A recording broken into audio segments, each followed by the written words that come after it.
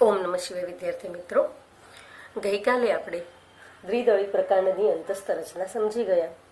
દ્વિદળી પ્રકાંડની અંતસ્થ રચનામાં આપણે સૂર્યમુખીના પ્રકાંડની અંતસ્થ રચના સમજ્યા હતા. આજે એકદળી પ્રકાંડની અંતસ્થ રચના સમજીશું.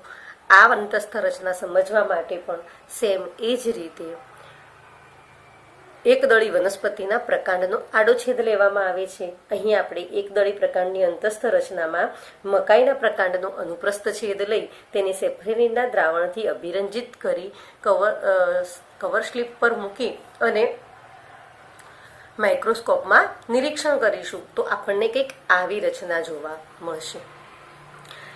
આ રચના અને દ્વિદળી પ્રકાંડની રચના બંનેમાં કયો તફાવત જોવા મળે છે?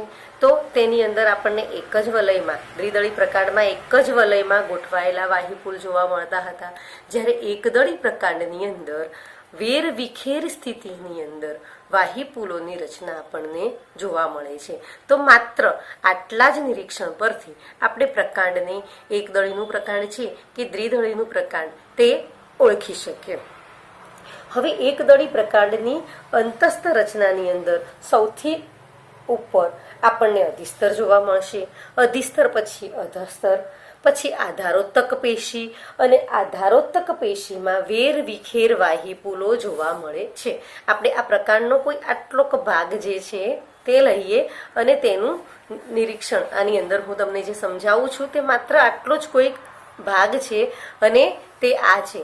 તો આ અધિસ્તર, તેની કિનારીનું જે ભાગ છે અધિસ્તર, અધિસ્તર પછી અધસ્તર, પછી વાહિપુલો કેવા વેર વિખેર જોવાય છે ને, એક જ વલયમાં જોવા મળતા નથી. તો આવા વેર વિખેર સ્થિતિમાં વાહિપુલો અને વાહિપુલોમાં અન્વાહક અને જલવાહક સાથે સાથે છે, એટલે કે સહસ્ત વાહિપુલ જોવા મળે છે. અહીંયા એધા ગેરહાજર, એકદળી વનસ્પતિની અંદર એધાની ગેરહાજરી જોવા મળે છે. માટે કેવા અવર્ધમાન પ્રકારના વાહિપુલ જોવા મળે છે.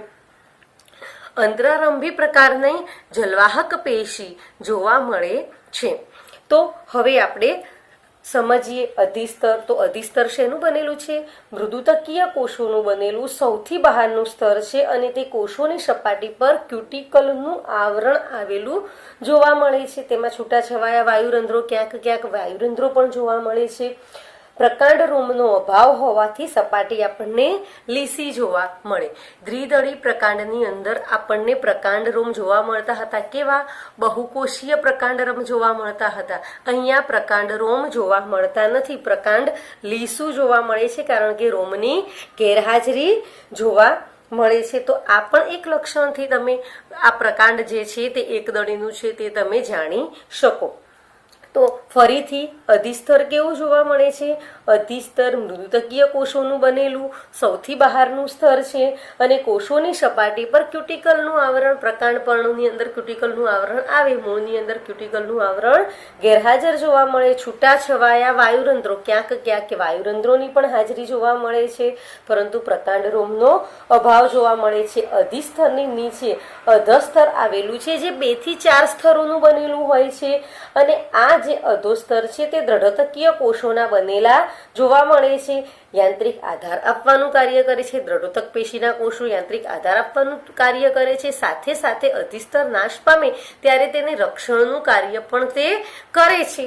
એ પછી જોવા મળશે આધારોત્તક. તો આ જે બધી જ પેશી છે તેને આપણે આધારોત્તક પેશી તરીકે ઓળખીએ છીએ. તે ગોળ અને અંડાકાર, પાતળી દિવાલવાળા અને આંતરકોષીય અવકાશ ધરાવતા મૃદુતકીય કોષોની બનેલી છે. તેમાં બાહ્યક, અંતસ્તર, પરિચક્ર, મજ્જા અને મજ્જા કિરણો જેવા વિવિધ ભાગો વિભેદન પામેલા જોવા મળતા નથી. તો આપણે જોયું હતું કે દ્વિદળીની અંદર આપણને શું જોવા મળતું હતું કે એની અંદર આપણને અંતસ્તર, પરિચક્ર, મજ્જા, બાહ્યક, પહેલા બાહ્યક આવતું હતું, અધિસ્તર પછી અધસ્તર, પછી બાહ્યક, બાહ્યક પછી અંતસ્તર, પછી પરિચક્ર, પરિચક્રની અંદર વાહિપુલો, એધાની હાજરી. તો આવી કોઈ જ રચનાઓ એકદળી વનસ્પતિની અંદર જોવા મળતી નથી, કારણ એકદળીની અંદર અધિસ્તર, અધસ્તર અને પછી જે પ્રદેશ આવશે તેને આપણે આધારોત્તક એટલે આધાર આપવા માટેની પેશી કહીશું. અને આ આધારોત્તક પેશી મૃદુતક કોષોની બનેલી છે. આપણે સારી રીતે જાણીએ છીએ કે મૃદુતક કોષોની રચના કેવી હોય છે. તો મૃદુતક કોષોની રચનામાં તે ગોળ હોય કોષો અથવા અંડાકાર પણ જોવા મળે. કોષોની જે કોષ દિવાલ છે તે પાતળી જોવા મળે અને કોષો આંતરકોષીય અવકાશ ધરાવતા હોય. આ બધી જ જે લાક્ષણિકતાઓ છે તે મૃદુતક પેશીની છે. અને આ મૃદુતક પેશી વડે જ આધારોત્તકની રચના થાય છે. હવે વાત કરીએ વાહીપુલોની. તો વાહીપુલો જે છે તે આધારોત્તકમાં અસંખ્ય અને વેરવિખેર સ્થિતિમાં, અહીંયા આપણે જોઈ શકીએ છીએ આડાછેદમાં, અસંખ્ય અને વેરવિખેર સ્થિતિમાં ગોઠવાયેલા જોવા મળે છે. પરિઘ તરફના વાહીપુલો જે હોય છે તે પ્રમાણમાં મોટા જોવા મળશે, જ્યારે પરિઘ તરફના વાહીપુલો જે છે તે મોટી સંખ્યામાં અને પ્રમાણમાં નાના જોવા મળશે, જ્યારે કેન્દ્ર તરફના વાહીપુલો ઓછી સંખ્યામાં અને પ્રમાણમાં મોટા જોવા મળે છે. એટલે બહારથી અંદરની તરફ અંતરારંભી પ્રકારના જે રચના છે તે જોવા મળે છે. પરિઘ પ્રત્યેક વાહીપુલ સહસ્ત, એક પાર્શ્વસ્થ અને અવર્ધમાન પ્રકારના છે. સહસ્ત એટલા માટે તમે જુઓ છો આ અન્વાહક પેશી અને આ જલવાહક પેશી, અન્વાહક અને આ જલવાહક પેશી. તો અન્વાહક અને જલવાહક સાથે સાથે છે માટે સહસ્ત પ્રકારના. અવર્ધમાન એટલે કે એધાની ગેરહાજરી છે. અને એક પાર્શ્વસ્થ એટલે અન્વાહક અને જલવાહક એક જ સપાટી પર, એક બાજુ અન્વાહક અને એક બાજુ જલવાહક જોવા મળે છે, માટે એક પાર્શ્વસ્થ પ્રકારના જોવા મળે છે. વાહીપુલની ફરતે દ્રઢોતકીય પુલકંચુક આવેલા હોય. આ વાહીપુલ હોય તેની આજુબાજુ દ્રઢોતકીય પુલકંચુક ના કોષો આવેલા હોય છે. વાહીપુલમાં આદિદારુ નીચે આવેલા જલવાહક મૃદુતક કોષોના વિઘટનથી સર્જાયેલું જે આદિદારુ જે છે એટલે કે જે પહેલા ઉત્પન્ન થયેલી આ જલવાહક પેશીઓ છે તેની નીચે મૃદુતક કોષોના વિઘટન થયેલું હોય છે અને તેને કારણે ભંગજાત વિવર એટલે પાણીનો સંગ્રહ કરેલા કોષો જોઈ શકાય છે. એ જ્યારે તમે આડોછેદ માઇક્રોસ્કોપમાં જોશો ત્યારે સ્પષ્ટપણે તમે તેને જોઈ શકશો. ભંગજાત વિવરની હાજરી એ પણ એકદળી પ્રકાંડની લાક્ષણિકતા તરીકે આપણે ઓળખી શકીએ છીએ.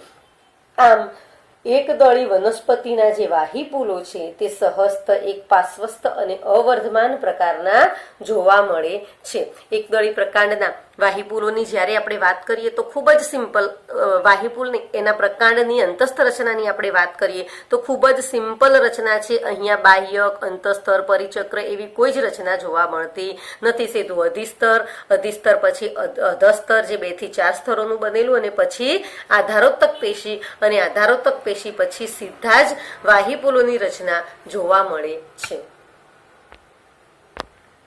તો આ તો થઈ ગઈ આકૃતિ પરથી સમજ. પરંતુ તમે તેને કેવી રીતે નોટ ડાઉન કરશો, કેવી રીતે લખશો એ આપણે હવે જોઈએ. એકદળી પ્રકાંડ એટલે કે મકાઈના પ્રકાંડનું સૂક્ષ્મદર્શક પાતળા અભિરંજિત કરેલ છેદને સૂક્ષ્મદર્શક યંત્રમાં જોતા તેમાં આપણે અધિસ્તર, આધારપેશી અને વાહીપુલો આ 3 ભાગ માત્ર જોવા મળે છે. હવે પહેલા વાત કરીએ અધિસ્તરની. તો સૌથી બહારનું સ્તર ક્યુટિકલ મૃદુતક કોષોનું બનેલું એક સ્તરીય છે. ક્યુટિકલનું આવરણ ધરાવે છે. પ્રકાંડરોમ ઉત્પન્ન થતા નથી, તેથી સુવાળી અને લીસી સપાટી જોવા મળે છે.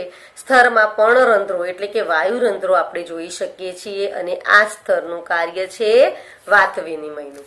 હવે વાત કરીએ આધારોત્તક પેશીની. તો આધાર જે પેશી છે, આધારોત્તક પેશી જે છે તેમાં સૂર્યમુખીના પ્રકારની જેમ બાહ્યક, અંતસ્તર, પરિચક્ર જેવી રચના જોવા મળતી નથી. આધાર પેશીનો સૌથી બહારની બાજુએ આવેલો આ પ્રદેશ અધસ્તર કહેવાય છે. દ્રઢોત્તક પેશીના 2 થી 3 સ્તરોનું બનેલું હોય છે. આ કોષો નિર્જીવ અને લિગ્નિનથી સ્થુલિત થયેલા હોય છે, કારણ કે શેના બન્યા છે? તે દ્રઢોત્તક પેશીના બનેલા છે અને તે યાંત્રિક મજબૂતાઈ આપવાનું કાર્ય કરે છે. અધસ્તરની અંદર તરફ પાતળી દિવાલના અને મૃદુતકીય કોષો હોય છે. આ પ્રદેશમાં વાહીપુલો આવેલા હોય છે. આધાર પેશીમાં કેન્દ્ર તરફના કોષોમાં પ્રમાણમાં મોટા અને આંતરકોષીય અવકાશ ધરાવતા હોય. આધારોત્તક પેશીમાં જેમ કેન્દ્રની બાજુ જઈશું તેમ કોષો આમ ગોળ છે, વચ્ચેના ભાગમાં જઈશું તેમ આ કોષો પ્રમાણમાં મોટા પણ હશે અને વચ્ચે આંતરકોષીય અવકાશ, બે કોષો વચ્ચેની જગ્યા પણ વધારે જોવા મળશે. હવે આપણે વાત કરીએ વાહિપુલોની. તો મકાઈના પ્રકારમાં અસંખ્ય વાહિપુલો વિકીર્ણ રીતે એટલે કે વેરવિખેર રીતે ગોઠવાયેલા જોવા મળે છે. પરિઘ તરફના વાહિપુલો નાના